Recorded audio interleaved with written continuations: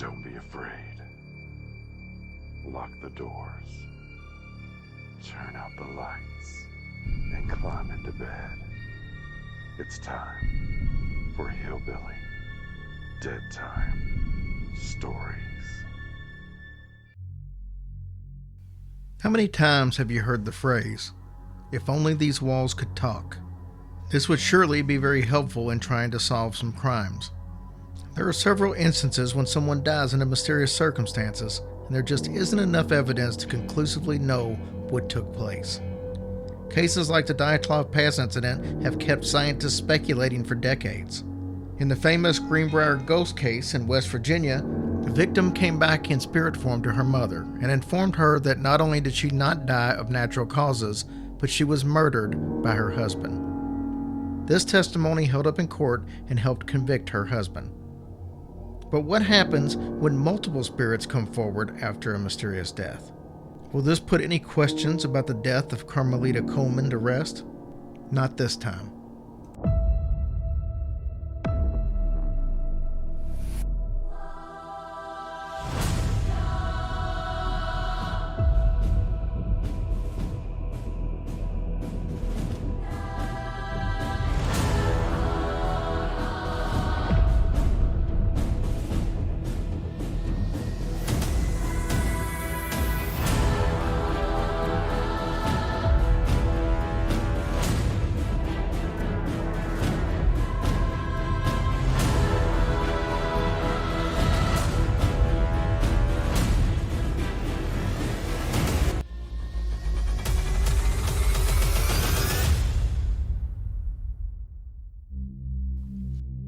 A bride dead under mysterious circumstances. A grand mansion built at great cost and then abandoned. The legend begins here and then twists and turns into a dark labyrinth of possibilities. The impressive structure built by San Mateo country assemblyman James Coleman in 1880 cost $100,000. A fantastic sum in those days. According to one story, it was to be a gift for his lovely wife, the former Carmelita Natal, a woman described by newspapers as peerless in beauty and also in her accomplishments. The mansion was nearing completion when a tragic event occurred that cast a somber shadow over the place for more than 100 years. Coleman returned from a business trip to the San Francisco hotel suite that he shared with Carmelita. Though it was 5 a.m., the dutiful young wife rose from bed and proceeded to unpack his bags. Somehow, she was removing a gun from one of the bags and Carmelita accidentally shot herself. It is said that the distraught bridegroom never set foot in the Pennsylvania palace that had only just been completed. The house changed hands several times over the years, no one lingering there for too long. In 1906, a woman is said to have ended her life there, hurling herself headlong down a steep stairway. When the founders of the Peninsula School purchased the mansion in 1925, they acquired a resident ghost as well. Almost from the beginning, Carmelita Coleman was a loved and feared member of the school community. The romantic tradition of her tenancy has grown with the years, sparked by some very vivid experiences. Yesterday's Victorian elegance has been replaced by today's space-age funk, but the legend of Carmelita is still very real. For more than 50 years, there have been stories of shimmering lights, unexplained footsteps, and pets that refuse to enter the building. Generations of children have told of catching a glimpse of the wraith-like figure of a woman dressed in green. Some say that the woman herself is green. Once, an entire class saw the apparition. Ken Cole, a former caretaker, remembers quite vividly being awakened at 3 a.m. one summer morning by the sound of footsteps. I had been sleeping on the couch in the staff room, he recalls. The footsteps seemed to come from a room just above me on the second floor. I lay there absolutely petrified. Finally, Cole forced himself to track the sounds. They grew louder and louder as he climbed the stairs. Then, just as he reached the landing, a door opened before him. He entered and the door closed behind him. The room from which the footsteps had seemingly come was empty. The only window was closed. Cole opened the window and looked down. It was a 40-foot drop to the ground, and there was no indication of anyone having taken that exit.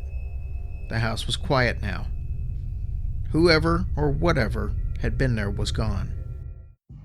Mary Ann Collins, a parent of a former Peninsula student and a one-time custodian, felt Carmelita's presence many times but never actually saw her.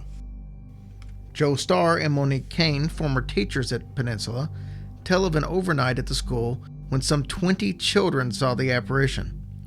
Starr described the vision as a green woman who appeared to be transparent. As he attempted to approach the figure, it moved backward but remained visible for a full 5 minutes. Starr asked the children to sketch what they had seen and found that all of the drawings were similar, a green woman who seemed to shimmer. Starr encountered the apparition another night. This time the green lady confronted him in a black hallway when he was all alone. He flipped a light switch, but nothing happened. He and the ghost stared at one another for a few very long moments. Then the vision simply disappeared. Many of the students are quite blasé about their ghost. "I see it all the time," Sean Kelman told an interviewer. "She's green." Panos Katsianos told of running through it to the amazement of a group of playmates. Barney Young, former director of the school, believes the ghost to be a benevolent one, pointing out that no one has ever been hurt by it. He said that the green lady has a way of taking hold of us. Kids may start out being rather skeptical. "I don't believe in that kind of stuff," a newcomer will say. "I always think to myself, just ask him about the ghost in another year after he's been here at night sometime." That's enough to make anyone a believer. Oftentimes, kids will say, "Come quick, there's a ghost," and the teachers will think that they are having a prank pulled on them until they see it too. Anne Marie Peck, who researched the Peninsula School for a study in folklore in 1973, found mystical significance in the very greenness of the ghost. In ancient heraldry, green symbolized eternal life, youth, and hope, very appropriate for an old-school ghost.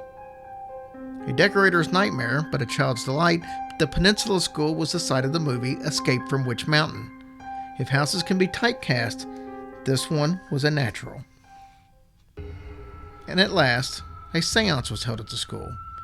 In the presence of some 50 people, a voice speaking through the San Francisco medium, Marcel Brown, and introduced herself as the original owner.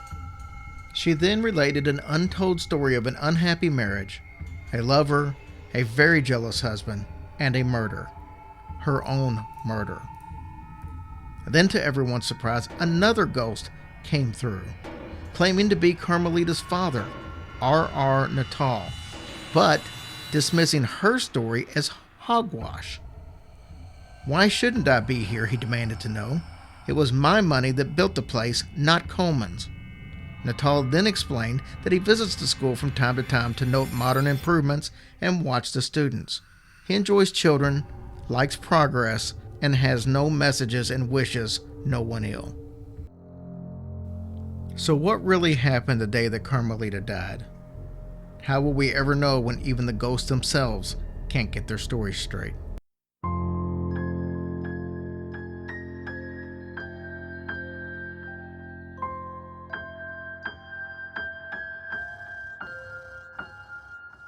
Hush, little baby, don't say a word. Or Daddy has to fight off a zombie herd. And once that zombie herd is dead, Daddy has to hack off the devil's head. And if that devil's head gets hacked, Daddy has to hunt down a werewolf pack. And when that werewolf pack goes down, Daddy has to slaughter an evil clown.